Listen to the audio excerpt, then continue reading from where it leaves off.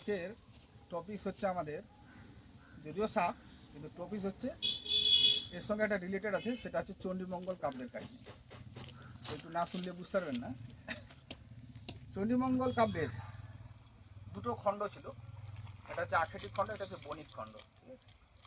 তো যাই হোক, চণ্ডীমঙ্গল কাব্যে মঙ্গল চণ্ডী তার পূজা প্রচারের জন্য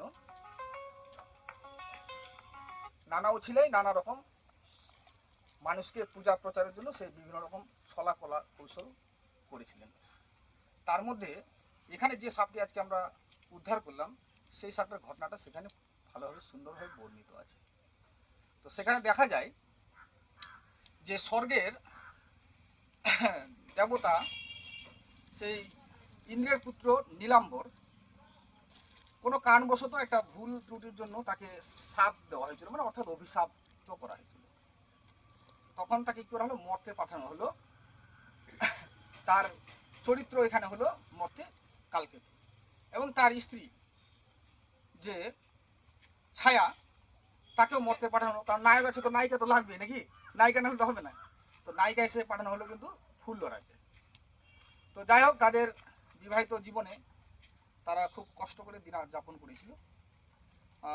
তার স্ত্রী মানে তার স্বামী কালকেতু সে খাওয়ার সে নিতে যায়, আর সেইগুলো যে পায় সেগুলো পসরা সাজিয়ে তার স্ত্রী কিন্তু বিভিন্ন বাড়ি সেগুলো বিক্রি করে। কিন্তু কোনো দিন কোনো কারণবশত হঠাৎ দিয়ে যখন রাস্তা দিয়ে যাচ্ছিলেন সেই শিকার করতে ব্যাত কালকেতু, সেই সময় রাস্তার ধারে পড়েছিল সেই একটা সাপ। যেই সাপটাকে সে পার হয়ে যায়, সেই সময় তার মনে হচ্ছিল যে এটা একটা কোনো অশুভ সংকেত হতে পারে। সেজন্য যাওয়ার সময় সে রাস্তা দিয়ে দূরে সরে দেয়, এবং যখন সারাদিন সে যখন শিকারের অন্যের সঙ্গে খোঁজে কিন্তু কোনো কিছু পায়নি, কেননা ওখানে সেই অভিনয় করেছিল একজন একটা সাপ। তারপর আসার পথে সে মনে মনে ভেবে নিল যে ওই সাপটাকে দেখতে পেয়ে কিন্তু তার আজকে সারাদিনের শিকার হলো না। তখন কিন্তু প্রচণ্ড রাগ উঠে গেছে। তখন ধনুর বাণ যেটাকে বলে না, ধনুর দিয়ে সে সেটাকে ফুরিয়ে নিয়ে সে চললো বাড়ির দিকে। বাড়িতে গিয়ে দেখছে যে রীতিমতো বউ নেই, সে পসরা সাজিয়ে নিয়ে গেছে। তখন ওটাকে রেখে দিয়ে সে একটা কোনো কাজে বাইরে গিয়েছিল। তো যাই হোক, বাড়ি থেকে বেরিয়ে যাওয়ার পর তার স্ত্রী যখন বাড়িতে ঢুকে তখন দেখছে যে বাড়িতে একটা সুন্দর রমণী সেজে আছে একটা। তো স্বাভাবিকভাবে একটা বউ বাইরে থেকে আসলে আর একটা বউ যদি বাইরে থাকে, একটা প্রশ্ন স্বাভাবিক আসবে নাকি, যে তাহলে নিশ্চয় তার সতীন হবে। তো যাই হোক, সেই সময় তারা দুজনে ঝগড়াঝাটি শুরু করে দেয়। এবার ও ভাবে যে আমার বর আসুক, তারপর দেখছি। এবার রীতিমতো কিছুক্ষণ পর বউ বা বর তার স্বামী এসে বলছে, একটা সুন্দর কথা বলেছিল যে পিপিলিকার পাখা ওড়ে মরিবার তোরে কাহার ষোড়শী কন্যা আনিয়াছ ঘরে। সে বুঝতেই পারছেন ভাষাটা শুনে যে কি বলতে চাইছে। তখন সে নিজেও রীতিমতো হতবাক যে এ আবার কি কথা, আমি ফের কখন আবার বউ নিয়ে আসলাম। যখন দেখছে যে এদের তো চরম পর্যায়ে পৌঁছে যাবে ঝগড়াটা, তখন সেই দেবী চণ্ডী তখন তার নিজের রূপ ধারণ করে। নিজের রূপ ধারণ করার পর তখন বলে যে না, আমি তোমাদেরকে এটা অন্য কারণে এসেছি, যে তোমাদেরকে পূজা প্রচারের জন্য আমি একটা তোমাদের জিনিস দান করবো। বলছে কী দান? বলে চলো 7 ঘোড়া ধন রয়েছে, যে ধনটা তোমাদেরকে আমি দেবো। তখন রীতিমতো সন্ধান লাগে আর কিরকম অবস্থা নিয়ে গেছে। নিয়ে যাওয়ার পর দেখে সত্যি খুললো, খোলার পর দেখছে যে 7 ঘোড়া ধন রয়েছে, অর্থাৎ স্বর্ণ মুদ্রা। এবার তো মানে দুজন ওরা এবার কি করে নিয়ে আসবে, মানে বুঝতেই পারছেন 7 ঘোড়া ধন মানে যেটাকে বলা হয় মানে কলস। এবার দেবী চণ্ডীকেও পর্যন্ত আসার সময় কালকেতু ছাড়েনি, বলছে তাহলে আপনিও কিছুটা নেন।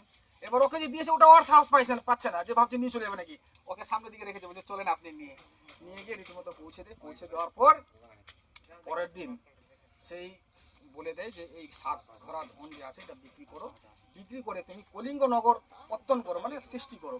তারপর তুমি আমার পূজা প্রচার করবে, তাহলে তোমার পূজার প্রচার দেখে বাকিরাও সবাই পূজা প্রচার শুরু করবে। তো যাই হোক, পরের দিন সেই সোনা নিয়ে গেছে যে স্বর্ণকার তার বাড়িতে। তো স্বর্ণকার একটু চালাক চতুর ধরনের। তো সে যাই হোক, অনেক ডেসক্রিপশন আছে, আমি সে বলছি না। সে স্বর্ণকার শুধু একটা কথাই বলবে চালাকি করে, যে জানে যে এই সোনাটাকে আমাকে কি করে ওর কাছ থেকে লুফে নেওয়া যাবে।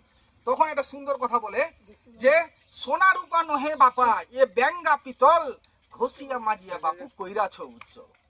মানে বলতে চাইছে যে তোমার এটা সোনা নয়, তুমি এটাকে সুন্দর করে ঘষে মেজে নিয়ে এসছো, আর এটা সোনা নয়, এটা তোমাকে চিটিং করছি, তুমি আমাকে চিটিং করতে এসো।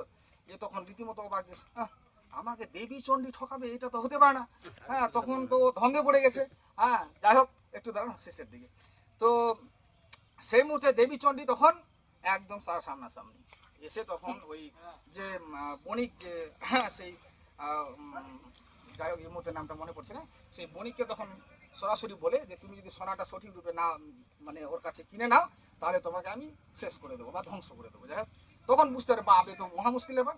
যাই হোক, সঠিক দামে সমস্ত সোনা তখন কিনে নেয়, কিনে নিয়ে কলিঙ্গনগর পত্তন হয়, এবং সেদিন থেকে সে পূজা প্রচার পায়, এবং ওর পূজার প্রচারের ফলে তারপর লাস্ট সবার কাছে কাছে কাছে কাছে আজকে দেবী চণ্ডী মানে আমাদের হিন্দু দেবদেবীর কাছে একটা বিশাল বড় দেবতার কাছে পর্যায়ে পৌঁছে গেছে।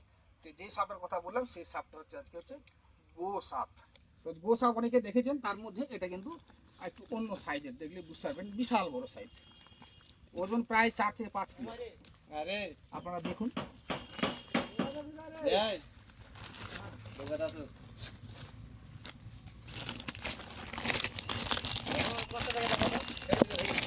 দেখো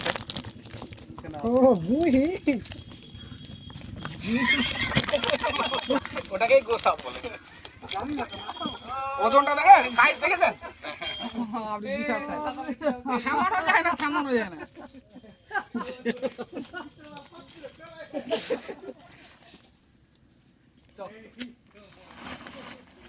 এটা কাটলে কিন্তু টিটেনাস নিতে হবে। এটার বিষ নাই যদিও, কিন্তু ওর যে দাঁতের মধ্যে ইয়ে আছে না, ইনফেকশন থাকে প্রচুর, সেই জন্য টিটেনাস কিন্তু অবশ্যই নিতে হবে। হ্যাঁ, ও চলে যাবে, ছেড়ে দাও না, ছেড়ে দাও। ও এখানে থাকার নাকি তোমাদের সঙ্গে দেখা করতে যাবে? যা, কি এবার? না বস্তার মধ্যে ছিল তো বেশ কিছুক্ষণ ধরে, ও একটু ঘাবড়ে গেছে, আর একটু অক্সিজেনের অভাব হয়েছে। যা যা যা, ও আর ইয়ে খরচ ছেড়েছিল ওই জন্য। খুব তো হা হা সা সা করলি, তখন কি হলো তোর? বাপরে বাপ, থামানো যায় না, হাঁপিয়ে গেছে। যা, রেস্ট নেই, চলে যাবে।